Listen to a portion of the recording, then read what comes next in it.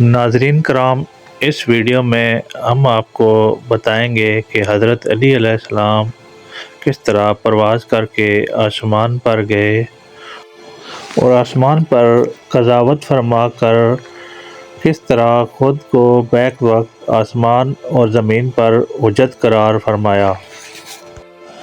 Video میں آگے بڑھنے سے پہلے آپ سب سے گزارش ہے کہ ویڈیو کو لائک اور چینل کو سبسکرائب فرما دیں۔ شکریہ۔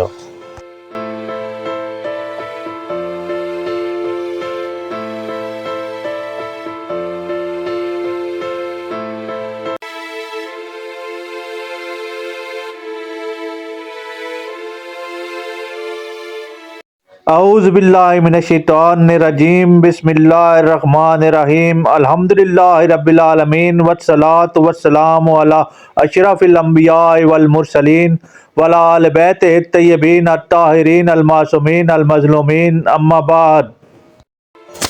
حضرت مقداد فرماتے ہیں کہ میرے مولا امیر المومنین حضرت علی علیہ السلام نے ایک دن مجھ سے فرمایا، جاؤ میری ذوالفقار لے آؤ۔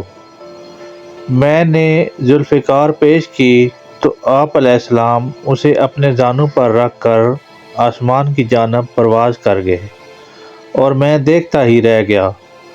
آپ دیکھتے ہی دیکھتے نظروں سے اوجھل ہو گئے۔ جب آپ واپس تشریف لائے تو فرمایا، آسمان کے بعض مکینوں کے درمیان جھگڑا ہو گیا تھا، میں نے وہاں پر جا کر ان کے درمیان تطہیر یعنی مفسدین کو قتل کیا ہے۔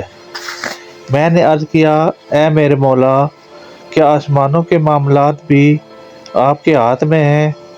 آپ نے فرمایا، اے مقداد، میں مخلوق خدا پر حجت ہوں، چاہے وہ زمین پر بستی ہو یا آسمانوں پر۔ حوالہ کے لیے دیکھیں اسبات الہدیٰ، جلد نمبر 4، صفحہ نمبر 597۔